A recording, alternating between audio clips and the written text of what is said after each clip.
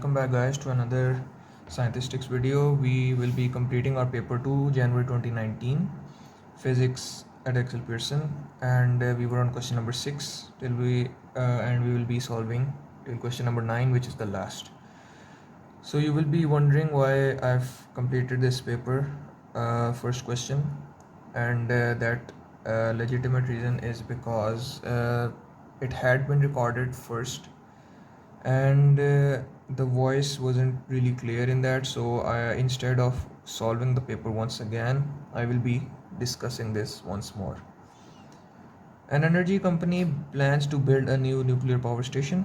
Discuss the advantages and disadvantages of using a nuclear power station to generate electricity.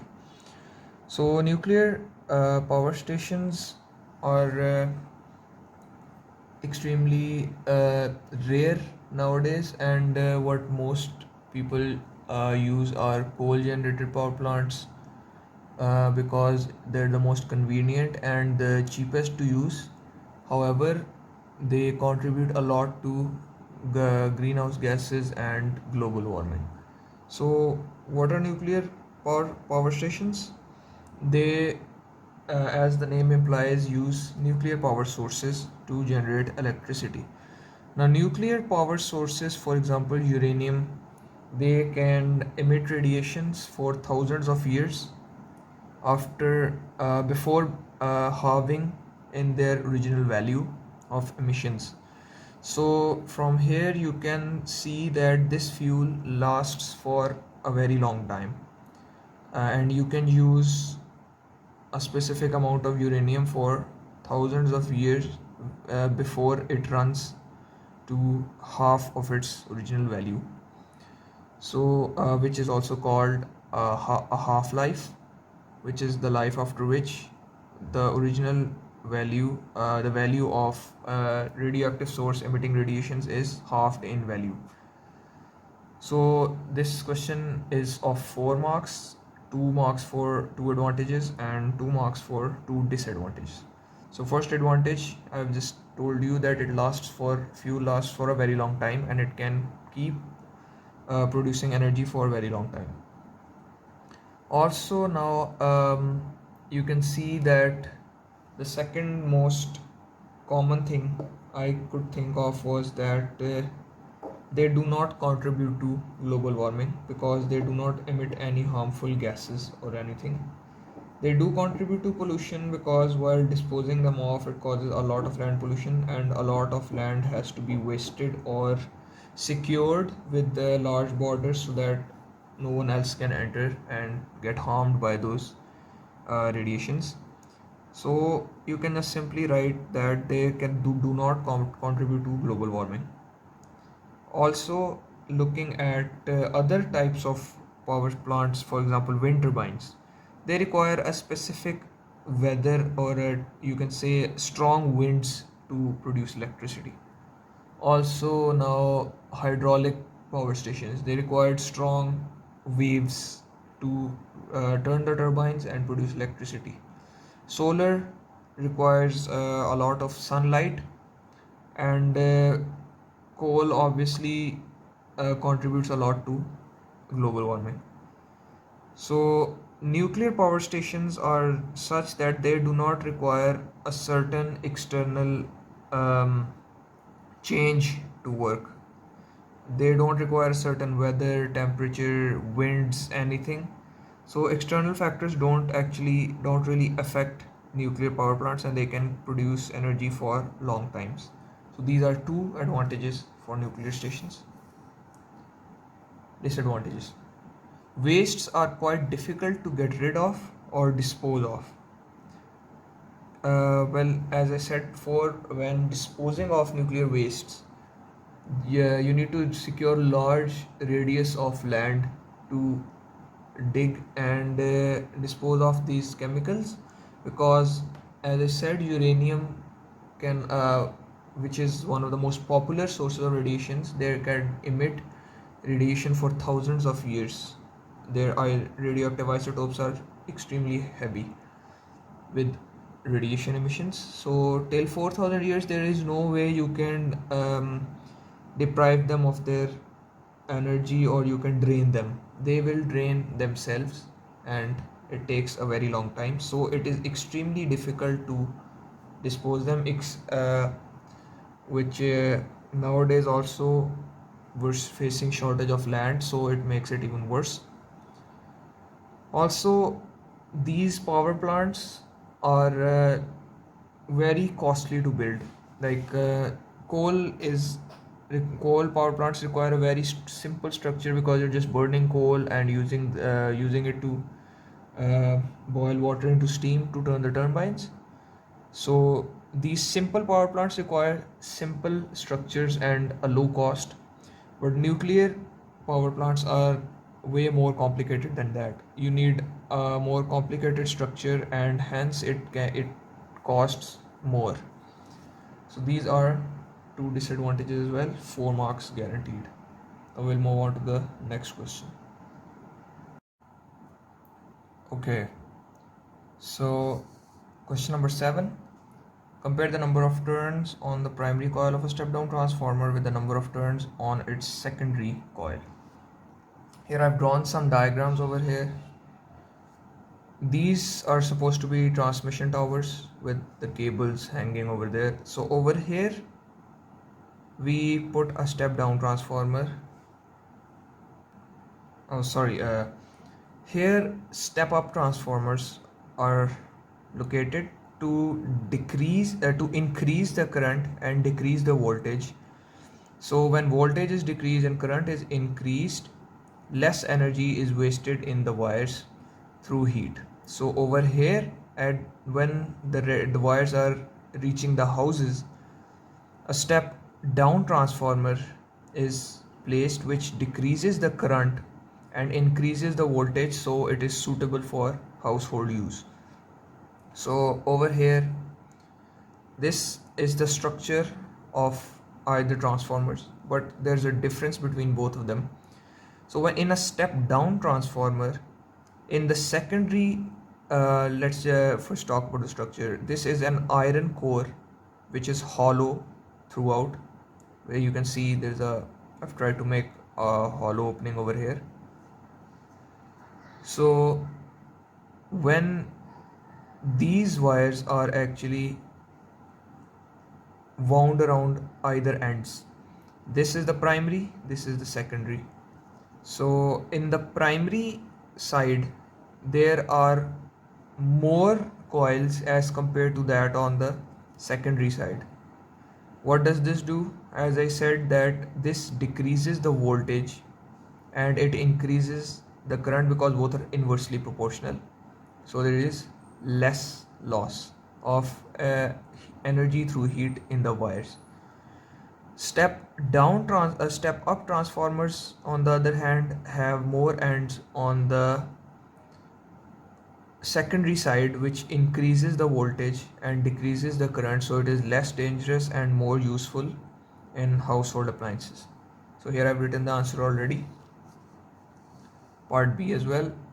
Equation linking primary voltage, primary current, secondary voltage and secondary current for a transformer.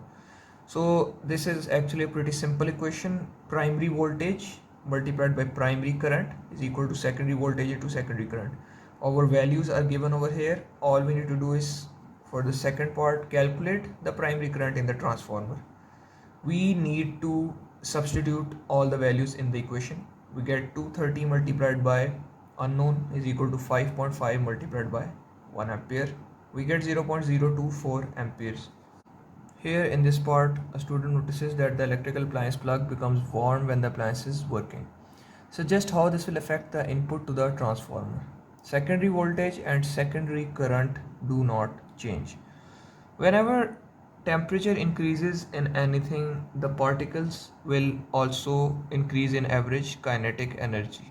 So using that logic, you can simply say that input power increases, or you can say input energy increases because they're traveling quite faster than usual. Next, it has nothing to do with voltage, so you will simply say voltage remains the same.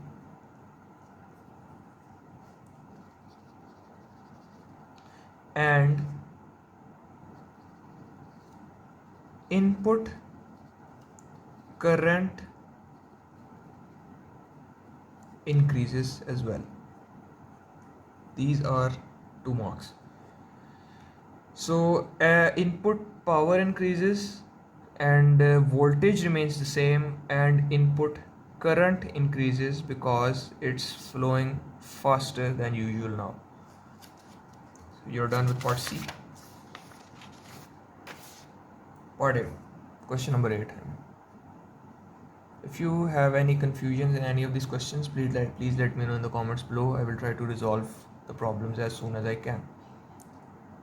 Question number 8, simplified diagram shows a crane being used to lift a large rock. The diagram is not to scale. From this diagram you can easily tell that this is a question about moments. Here's the pivot at point P, then there's a distance reading over here and a distance reading over here, and 18 kilonewtons is the force on the anti-clockwise moment and 150 kilonewtons on the clockwise movement. And here's another rock on force F.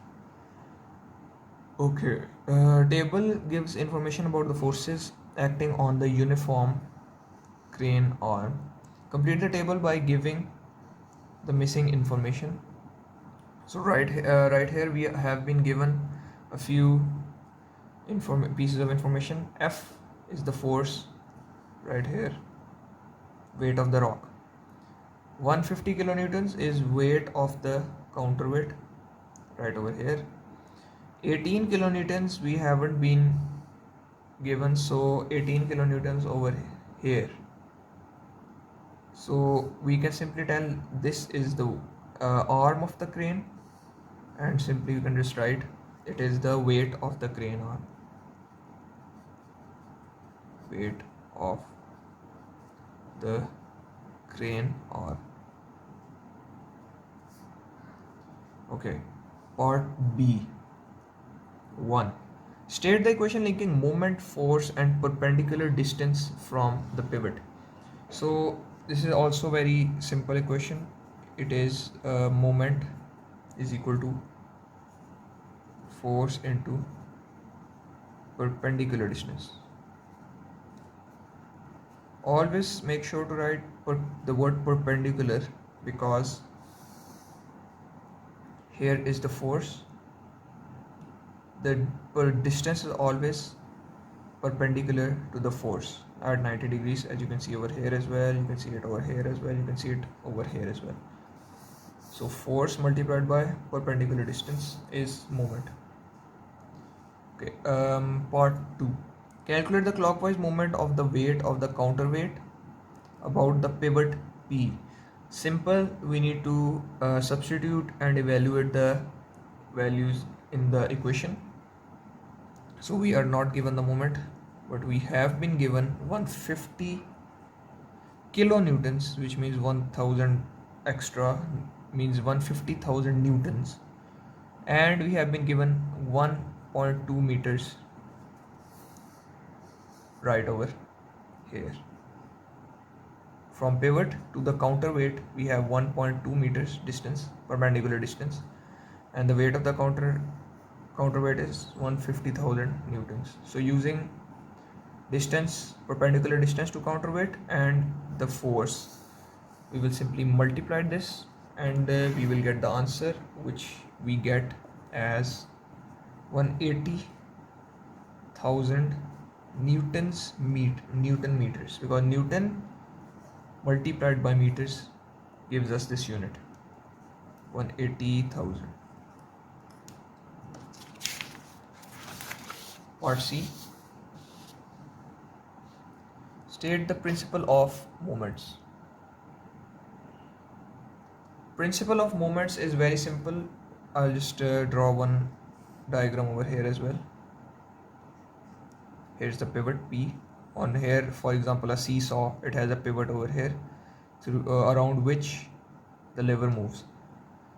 Okay, so clockwise moment is equal to the anti-clockwise moment in an equilibrium, or you can say to maintain an equilibrium. So you can just easily say, if the pivot is like this, to maintain an equilibrium, this force should equal this force. And it's not that over here, if it's 150 newtons, it should be 150 newtons over here. It's that it should be matching the distance multiplied. You can use the equation simply, force into perpendicular distance. So the principle of moment is sum of clockwise moment is equal to sum of anti-clockwise moment. So moment, as we know, is force multiplied by perpendicular distance. So both moments, if they are same, it will make this lever balanced and will maintain equilibrium. So sum of clockwise moment is equal to sum of anti-clockwise moment.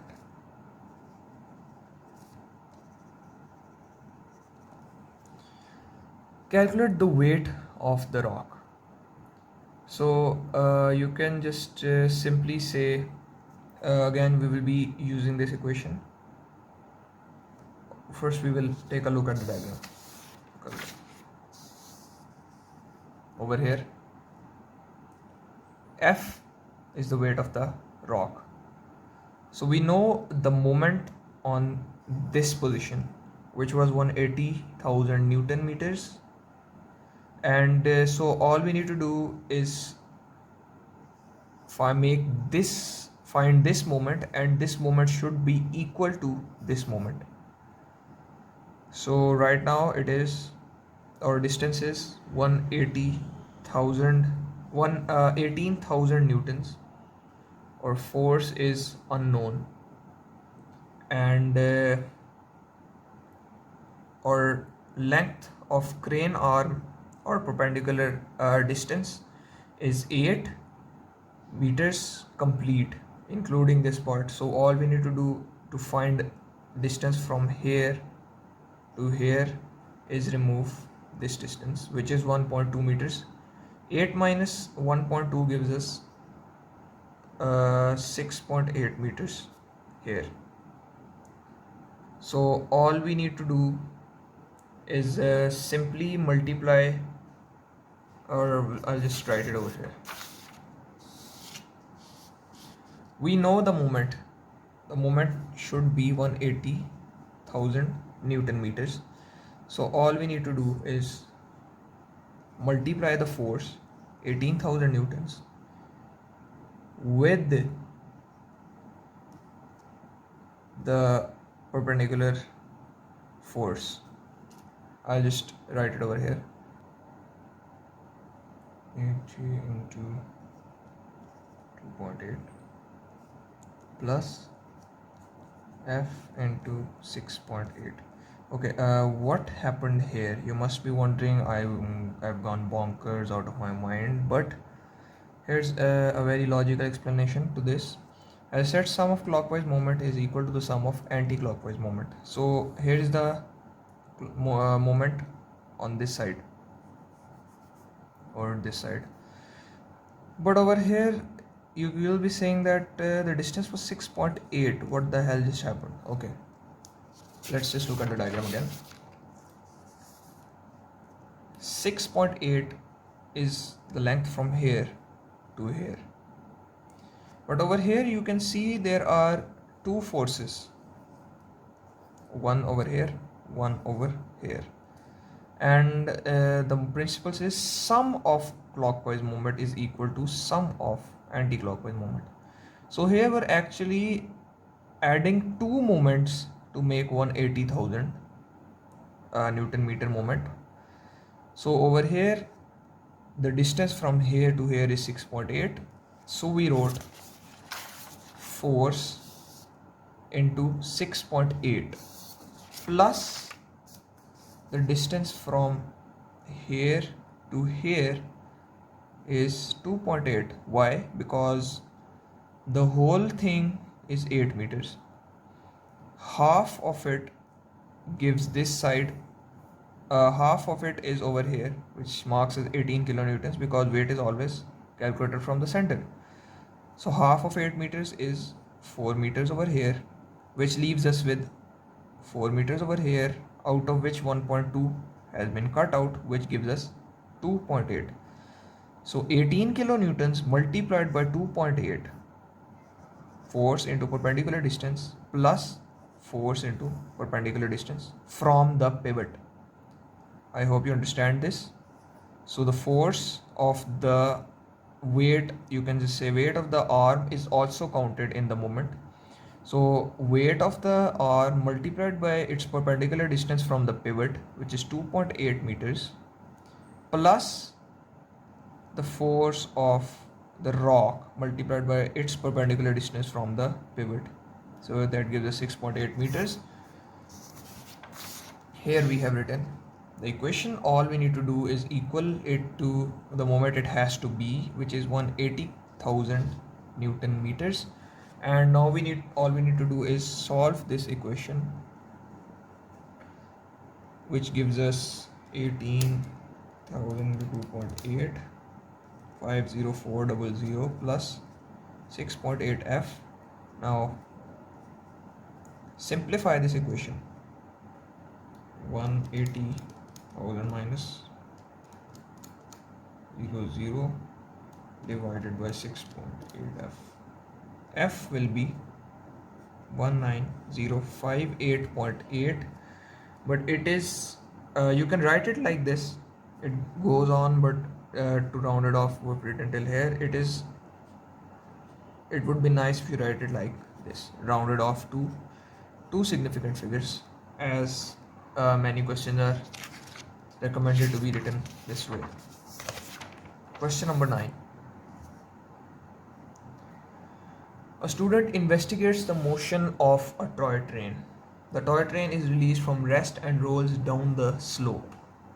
The toy train has a mass of 0.039 kgs.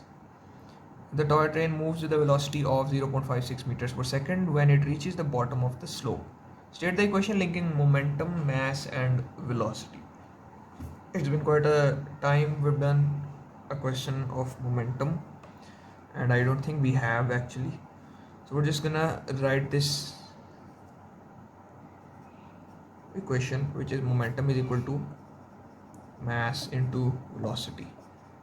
Most people in these kinds of equations tend to just multiply the other two variables to find the first. For example, if a person doesn't know the equation, the most common thing he's gonna do is multiply these two to find this, and often in many equations it gets correct, but it's good that you know this equation by heart, because this I don't think is given in the formula sheet as well.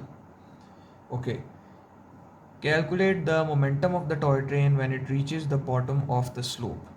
Okay, so it's very simple. You need to simplify this equation and substitute everything. So over here we have 0.56 meters per second, which is velocity, meters per second, which will be multiplied by 0.039, which is mass, kgs. So the momentum we will get is by multiplying these two, and we get 0.022 rounded off to two significant figures, kg meters per second, because kg is multiplied by meters per second.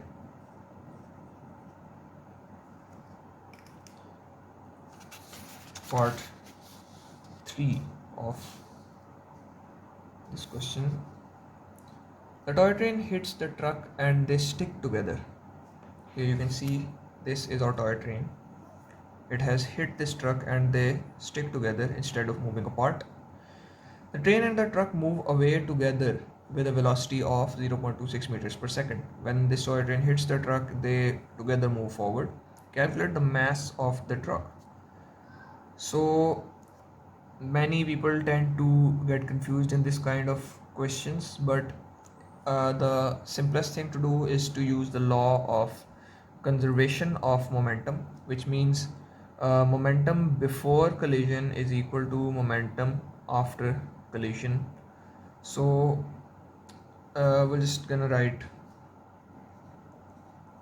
this was the momentum, mass multiplied by 0.26 meters per second, which was the velocity they both move together with. So momentum will be the same even after collision, and it was same before the collision. And using this, we're gonna find the total mass of both of them because they both are moving together. So this will be the mass of both of them combined. 0.022 divided by 0.26, we get 0.085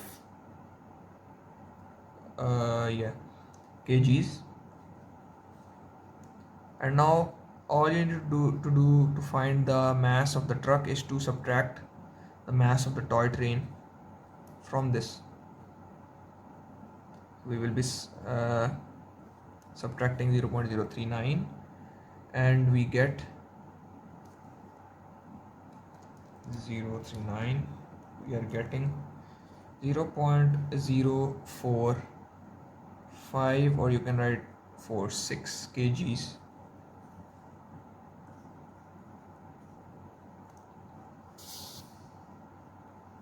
Over here. So because the velocity given over here is of both of the trucks together, so the mass that we will find out will be of both of them combined. So you need to subtract 0.039, which was the mass of the truck, the toy train, to find the mass of the truck. That is simple. Last part. The student repeats the investigation using another identical truck connected to the first truck. There you can see two trucks similar. The student releases the toy train from the top of the slope in the same way as before. The toy train hits the trucks and they stick together again. Okay, the toy train and trucks move away together.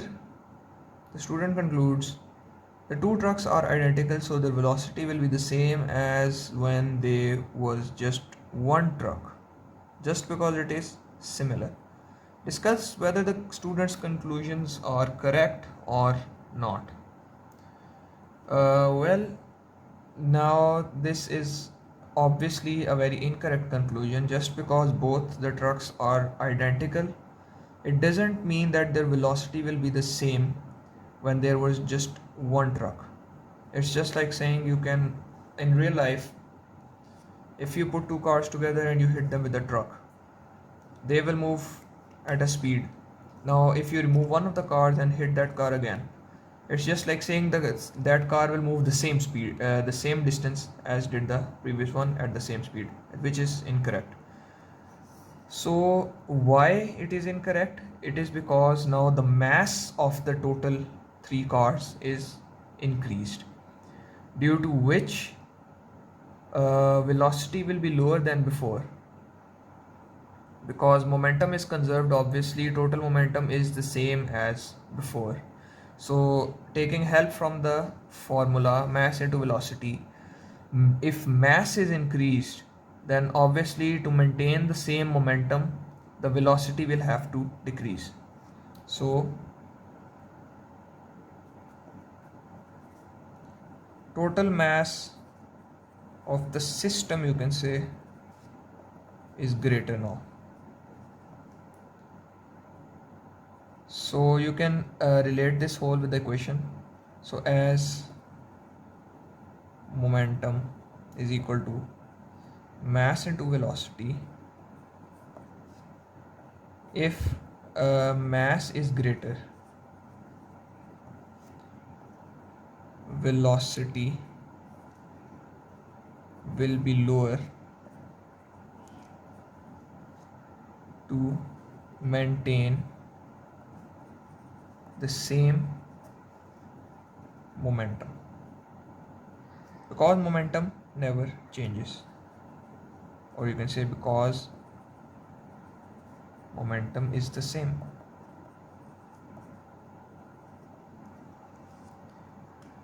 So here were our last 4 questions for paper 2P physics, January 2019, and I hope everything was clear. If not, please let me know in the comments below. I'll be ready to make changes. If there was any confusion, let me know. If any improvement is required, I'd be willing to make some.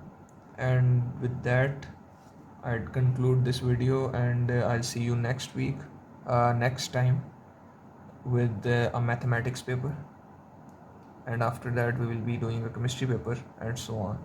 Okay. See you. Bye bye.